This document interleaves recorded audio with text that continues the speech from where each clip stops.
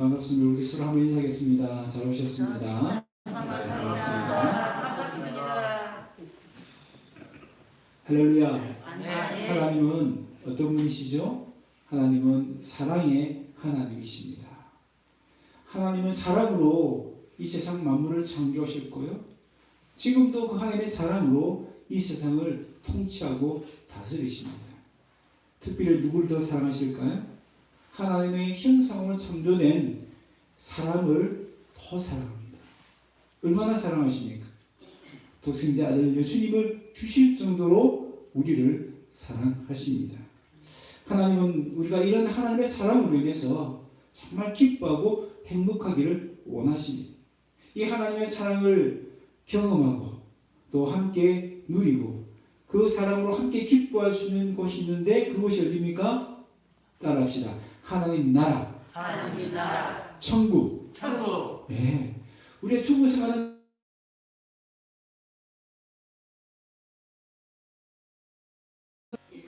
그런데 그 천국의 모델 하우스가 있는데 그것이 어디입니까? 바로 교회입니다. 교회는요, 그 하나님의 나라에서 누릴 수 있는 그 천국의 기쁨과 행복을 조금이라도 맛볼 수 있는 곳이 바로 교회입니다. 그래서 교회가 있는 곳, 교회를 다니는 사람들은 바로 그런 하나님의 그 천국의 기쁨과 행복을 누릴 수 있는 가능성이 있습니다. 그렇다고 교회가 있다고 해서 또 교회를 다닌다고 해서 모든 사람들이 다 그러면 그 천국의 기쁨과 행복을 누릴 수 있는가? 그렇지는 않습니다. 천국은요 그냥 주어지는 것이 아니에요. 천국은 우리 성도들이 함께 만들어가는 것입니다. 어떻게 해요?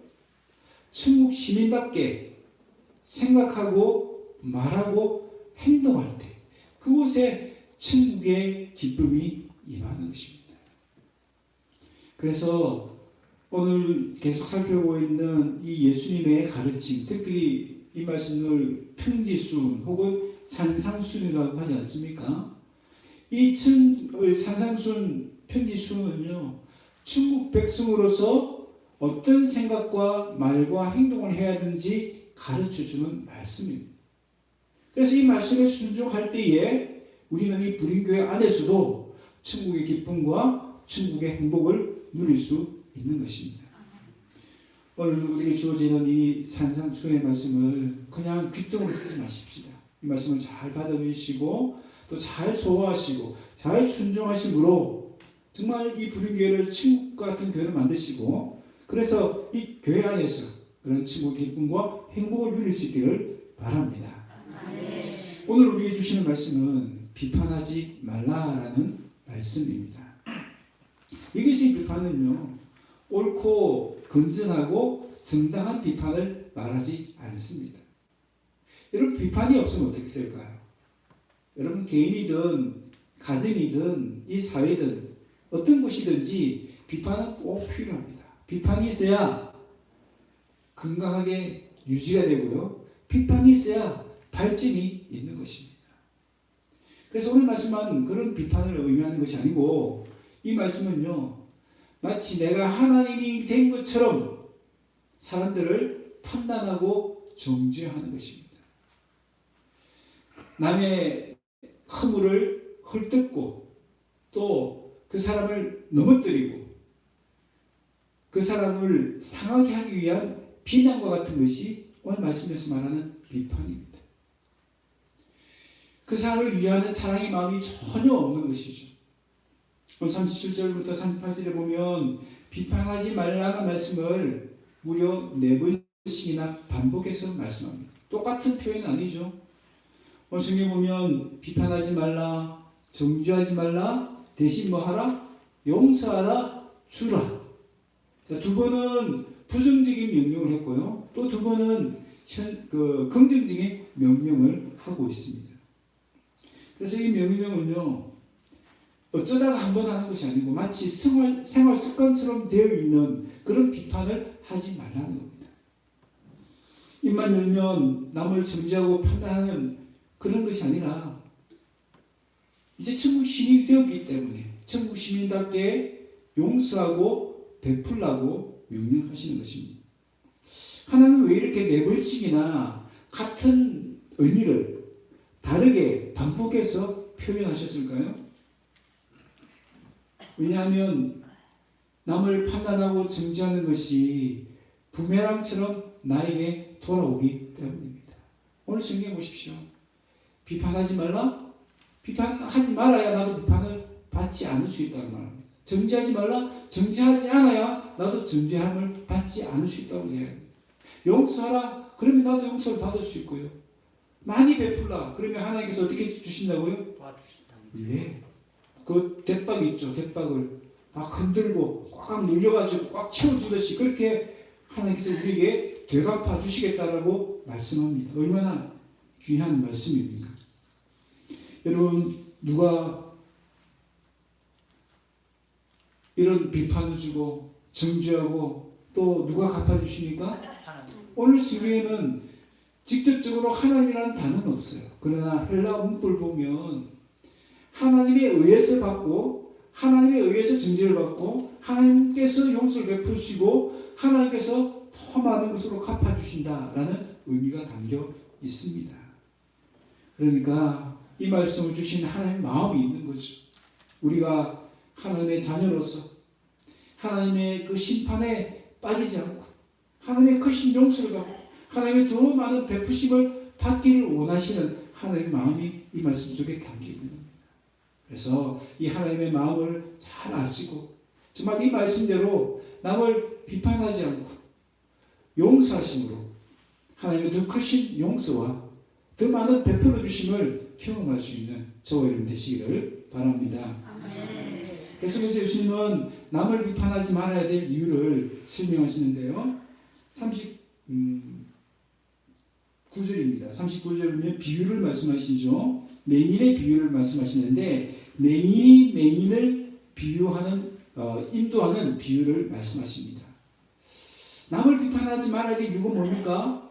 맹인이 맹인을 인도하는 것처럼 정말 위험하고 어리석은 일이기 때문이다라고 말씀합니다. 여기서 말하는 맹인은 누굴까요? 일차적으로는 예수님 당시에 바리새인들과 서기관들을 말씀합니다. 그들은 종교 지도자들이었죠. 많은 것을 가르치는 사람들이었습니다. 그래서 그 가르침을 통해서 사람들을 인도하는 사람들이었어요.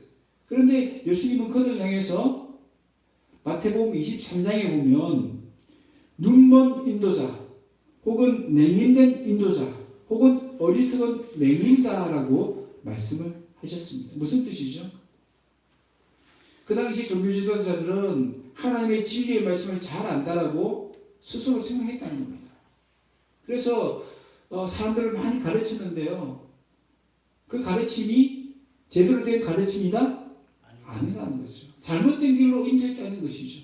마치 맹인이 보지도 못하는 사람이 다른 보지 못하는 사람들을 이끌고 가는 것처럼 정말 위험하고 어리석은 행동을 했다는 것입니다.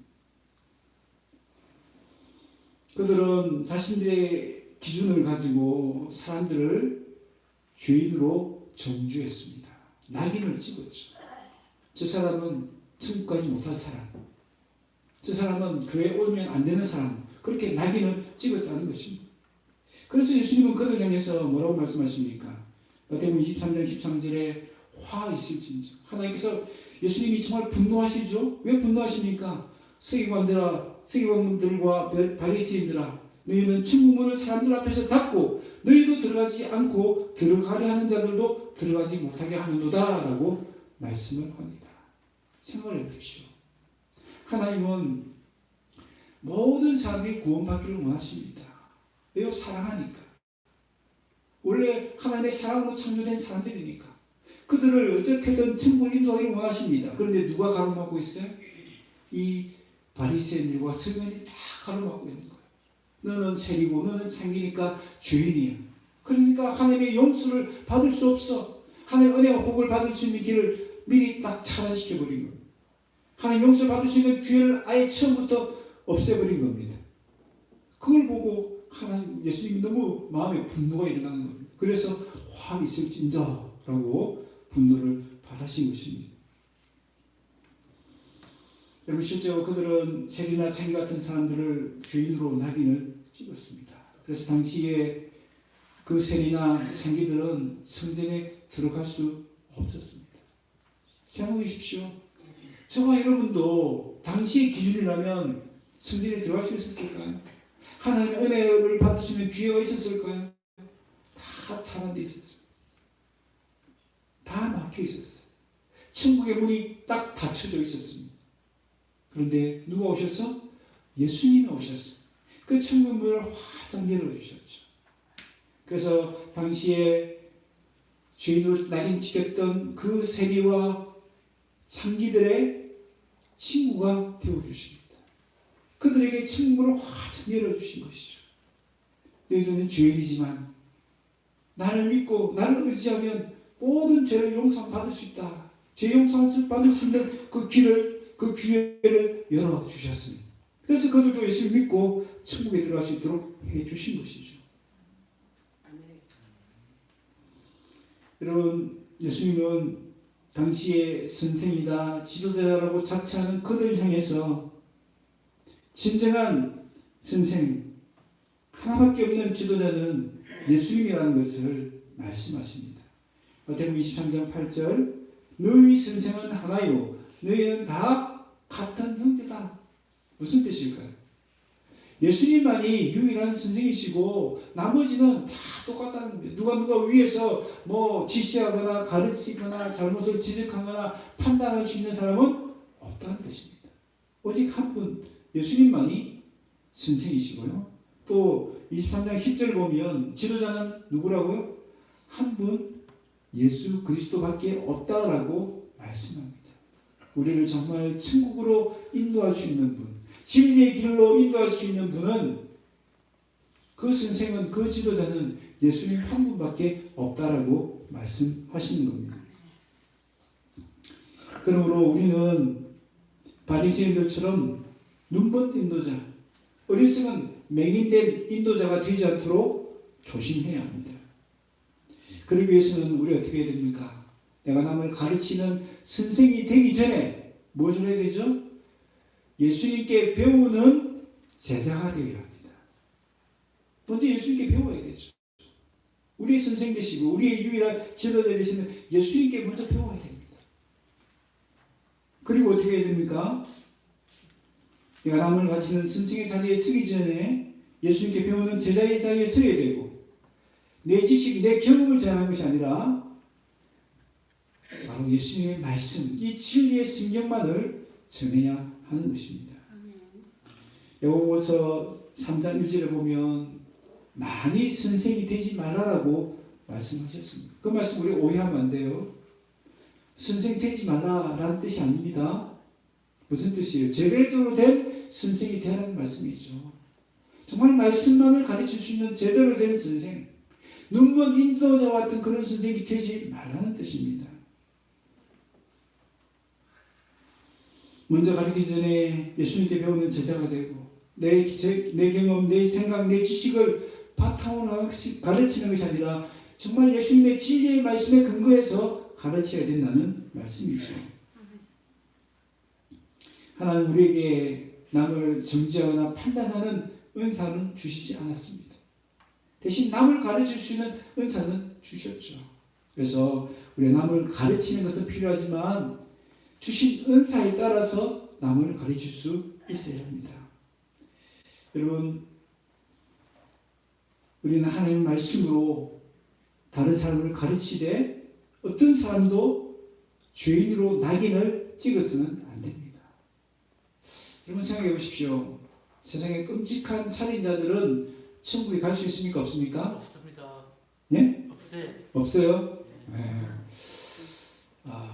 우리 생각이 그럴 수 있죠. 그런데 하나님은 어떨까요? 하나님 보실 때 용서받지 못할 죄인이 있습니까? 없습니까? 없습니다. 용서받지 못할 죄인이 없다는 말은 무슨 뜻이죠? 우리 이 세상에서 끔찍한 일을 저지른 사람도 천국 갈 수 있는 기회가 있다 없다? 있다. 있다는 뜻입니다. 물론 그 사람이 회개하고 예수를 믿지 않으면 천국 못 가죠. 그러나 그런 끔찍한 일을 저지른 사람도 예수님을 믿고 회개하기만 하면 천국 갈 수 있는 길을 주시는 것이죠. 여러분 생각해서 우리도 겉으로 보면 멀쩡한 사람 같은데요. 우리 하나님 보실 때는 다 어떻습니까? 우리 마음에 다른 사람 미워하는 마음 품은 적 없습니까? 다 있잖아요. 그런데 성경에 보면 그 마음에 그 미워하는 마음 품은 것도 뭐하고 같다고요? 살이 난 것과 똑같다. 그죠? 겉으로 보면 우리 멀쩡해 보이지만 하나님 보실 때는 다 우리가 다 뭐예요? 도둑놈이고 거짓말쟁이고 다 살인자, 다 천국 갈 수 있는 자격이 없는 사람들이었죠. 그런데 예수님이 우리의 허물을 다 덮어주셨어요. 다 용서해 주셨기 때문에 우리가 천국 갈 수 있는 길이 열려진 것입니다. 그래서 우리가 판단하거나 정죄할 수 있는 사람이 있다 없다? 없습니다. 하나님이 다 용서하시기로 작정한 사람들이에요. 내 눈에는 저 사람이 뭔가 부족해 보이고 잘못한 것 같지만 그 사람도 누가? 예수님이 보혈의 피로 그들의 잘못을, 허물과 죄와 허물을 다 덮어주셨어요. 용서해 주셨어요. 예수님이 용서해 주신 죄인인데 내가 어떻게 감히 그를 정죄할 수 있겠습니까? 판단할 수 있겠습니까? 할 수도 없고 해서도 안 됩니다. 이제는 우리가 다른 사람 볼 때 그 사람을 정죄하거나 판단하는 것보다 어떻게 될까요? 그 사람을 불쌍히 여기는 마음을 가져야 됩니다. 불쌍히 여기는 마음. 그들의 허물과 죄악을 그냥 방치하고 죄악된 길로 걸어가는 그 모습을 보면서 저 사람은 천국 못 가. 그렇게 손가락질을 하는 것이 아니라 그 영혼을 위해서 정말 불쌍히 여기고 주님께로 인도하는 정말 그런 사람들이 되어야 됩니다. 주님께서 기대하시는 바로 그런 것이죠. 말씀을 잘 가르쳐서 정말 그들에게 천국문을 열어주는 그런 역할을 우리가 감당하기를 원하시는 것입니다. 이제는 사람들을 정죄하는 것이 아니라 그들을 정말 불쌍히 여기고 그들을 참된 선생이시고 지도자이신 예수님께로 인도함으로 그들 앞에 천국의 문을 열어줄 수 있는 저와 여러분 다 되시기를 바랍니다. 이어서 예수님은 왜 우리 비판하지 말아야 되는가? 또 다른 비유를 주시는데요. 바로 그 유명한 티끌과 들보의 비유를 우리에게 가르쳐 주십니다. 41절, 42절 말씀인데요. 여기서 말하는 티끌은 눈에 보이지 않을 정도로 작은 잘못을 말합니다. 그러나 들보는 뭐죠? 들보는 그물의 기둥이나 숟가락이잖아요. 얼마나 큽니까? 상상해 보세요. 티끌은 눈에 들어갈 수 있지만 들보가 눈에 들어갈 수 있습니까? 없습니까? 없습니다. 그렇죠? 아무리 그걸 넣으려 해도 너무 크기 때문에 넣을 수조차 없어요. 근데 눈 속에 있는 들보라고 해요. 그건 과정법이죠. 그만큼 크고 누가 봐도 확실하고 분명하고 그런 잘못을 말하는 겁니다. 들보라는 게. 그런데 그 들보조차도 깨닫지 못한다라고 예수님께서 책망을 하시죠. 누구에게 이런 책망을 하실까요? 1차적으로는 예수님 당시에 바로 서기관들과 바리새인들을 얘기하는 겁니다. 여러분 그 당시에 바리새인들과 서기관들은요, 자신들은 의롭고 율법을 잘 지킨다라고 스스로 자평했습니다. 그래서 그렇지 못한 사람들 향해서는 정말 비판하고 또 책망하고 그들을 가르치는 선생의 역할을 했습니다. 그런데 예수님 보실 때, 우리 하나님 보실 때는 어떨까요? 그들은 정말 열심히 오늘 말하면 교회생활 했어요. 11조도 잘하고 금식도 열심히 하고 누가 봐도 정말 모범적인 신앙생활을 했어요. 그런데 하나님 보실 때는 다 그게 뭐라고요? 그냥 껍데기에 불과했다는 겁니다. 마음에는 진정한 하나님을 향한 사랑하는 마음이나 하나님을 경외하는 마음이 전혀 없었다는 겁니다. 그저 사람들에게 잘 보이도록 하기 위해서 겉으로만 그냥 꾸미는 겁니다. 그러니까 겉은 아주 화려하지만 속은 어때요? 회칠한 무덤과 같았다는 겁니다. 그냥 겉은 멀쩡한데 속은 다 썩어 문드러져 있다는 겁니다. 그 신앙의 모습이 그랬다는 겁니다. 그런 위선적인 모습이 예수님 볼 때는 뭐예요? 들보와 같았다는 겁니다. 들보.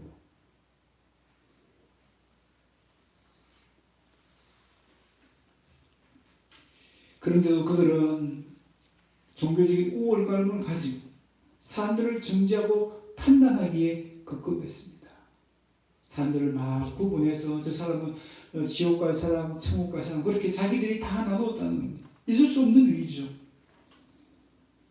그들은 자신의 큰 잘못을 보지 못하고 다른 사람들의 작은 잘못만 따지기에 급급했습니다. 저와 여러분 어떻습니까?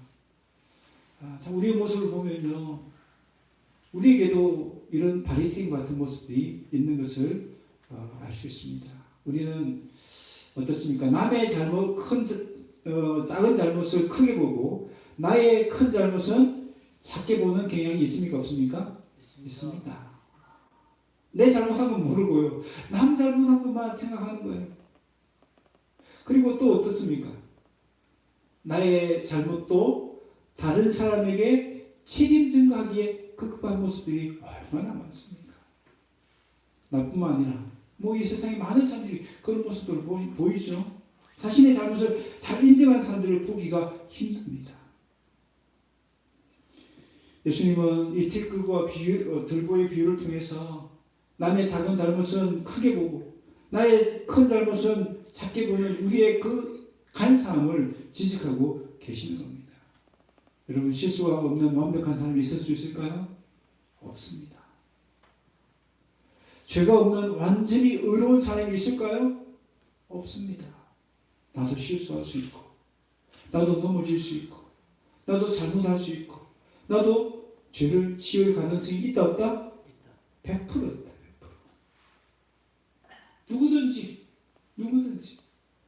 그런데 우리가 마치 나는 깨끗한 의인이 된 것처럼, 나는 완벽한 사람인 것처럼 실수한 사람들 막 꼬집고 잘못하는 사람들 지적하고 판단하고 정죄하고 그들을 심판할 수 있습니까? 없습니다. 어쩌면 내가 더 큰 잘못을 저지르고 있는데 더 큰 잘못을 저지르는 사람이 작은 잘못을 저지르는 사람을 향해서 책망한다? 그건 말이 안 되는 거죠. 있을 수가 없다는 것이죠. 예수님 바로 그 얘기를 하고 계시는 겁니다.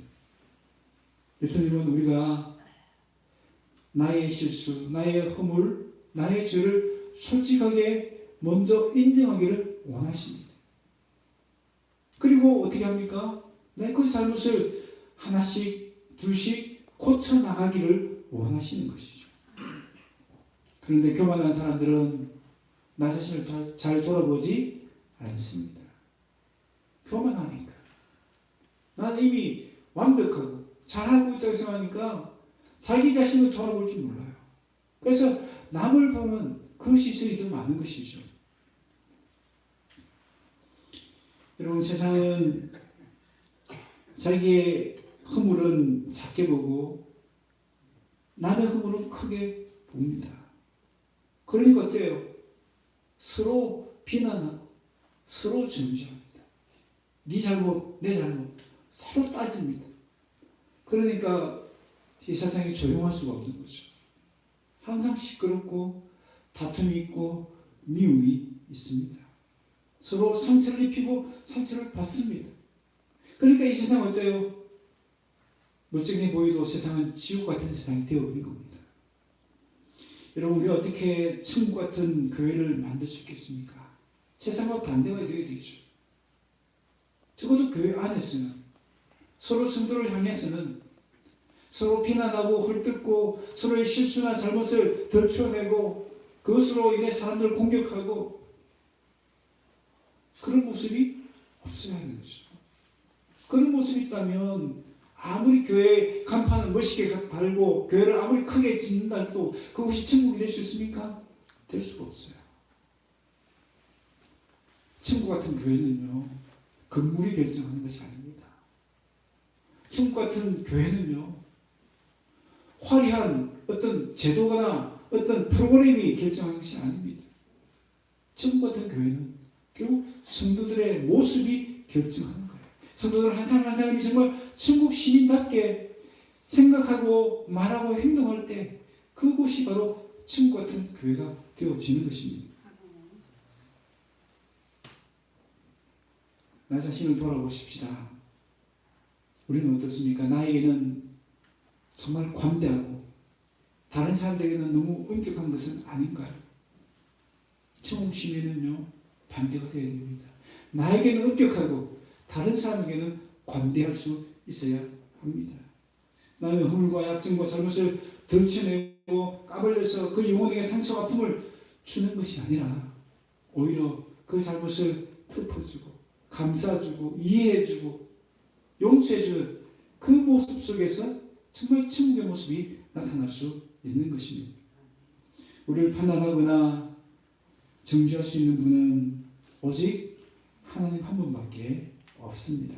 야고보서 4장 12절 말씀 같이 한번 읽겠습니다. 시작.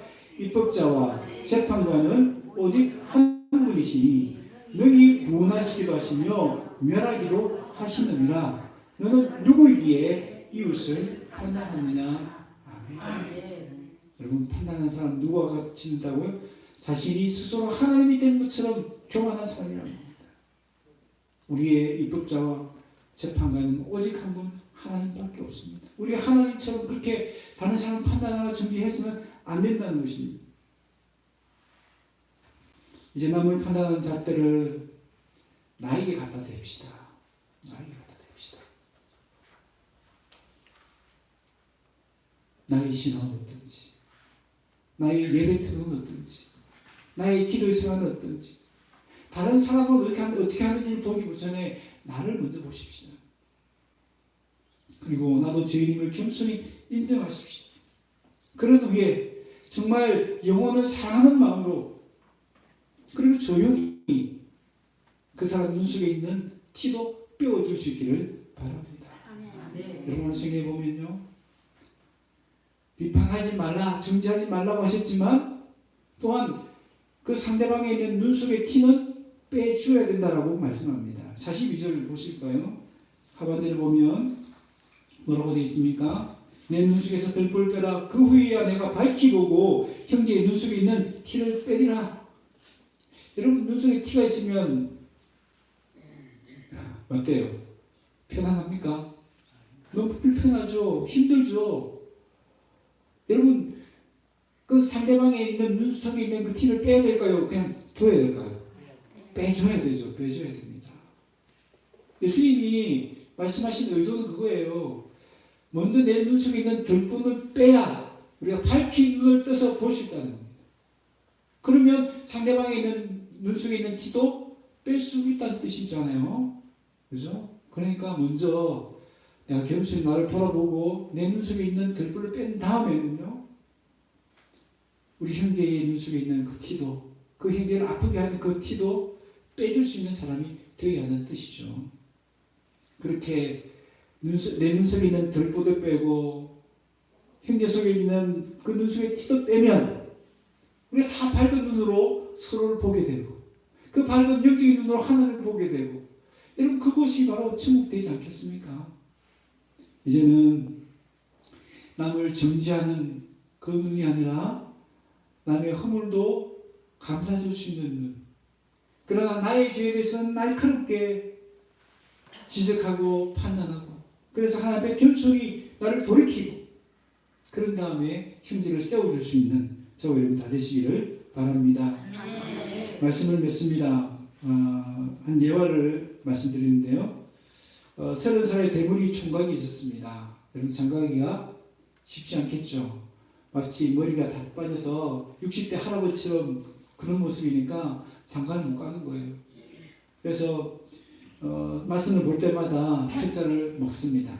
한 번은 이제 가발을 쓰고 나갔는데 어떻게 잘 돼가지고 결혼까지 약속을 하게 되었어요. 근데 결혼날이 다가오는데 기쁜 것이 아니고 마음이 자꾸 불안해집니다. 혹시 들켜서 상대방이 그냥 도망가지 않을까, 그런 불안한 마음이 생기는 겁니다. 그런데 도저히 이게 속이고 결혼을 할 수 없는 거예요. 그래서 용기를 내서 편지를 보냈습니다. 사실은 저는 대물인데 속이려고 한 건 아니지만 어쩌다 보니 그렇게 되었다. 그러면서 답장을 기다리겠습니다. 여자의 그 신부들 분의 이제 처분을 기다리는 거죠. 근데 며칠 뒤에 전화가 왔습니다. 저도 처음부터 당신이 그 가발을 썼다는 것 압니다. 지금이라도 솔직하게 말해주셔서 너무 감사합니다. 그리고 이제부터는 제가 당신의 머리카락이 되어 드리겠습니다. 라고 답했다는 겁니다. 여러분 얼마나 감동적이고 아름다운 고백입니까? 정말 사랑하지 않으면 이런 고백을 할 수가 없겠죠. 그런데 사실 이 고백은요, 예수님이 우리에게 하신 고백과 같습니다. 예수님은 우리의 허물과 죄가 있다는 것 아시지만 그 허물과 죄악들을 정죄하시기 위해서 이 땅에 오시지 않았습니다. 그 허물과 죄를 덮어주시고 용서해 주시고 채워주시기 위해서 오셨습니다. 그래서 우리의 수치스러운 그 머리카락 없는 그 모습에 오히려 예수님이 머리카락이 되셔서 우리 모든 허물과 수치를 덮어주셨습니다. 저와 여러분 어떻습니까? 여러분 정말 우리가 행복한 삶을 누리기 위해서는 상대의 허물을 덮어줘야 됩니다. 상대의 허물을 채워줄 수 있어야 합니다. 예수님 바로 그렇게 하셨지 않습니까? 사랑하는 예수님이 우리 그렇게 하셨다면 우리도 천국 시민답게 상대의 허물을 덜쳐내고 시술을 꼬집고 비난하는 것이 아니라 오히려 덮어주는 머리카락 같은 그런 삶을 살아가야 합니다.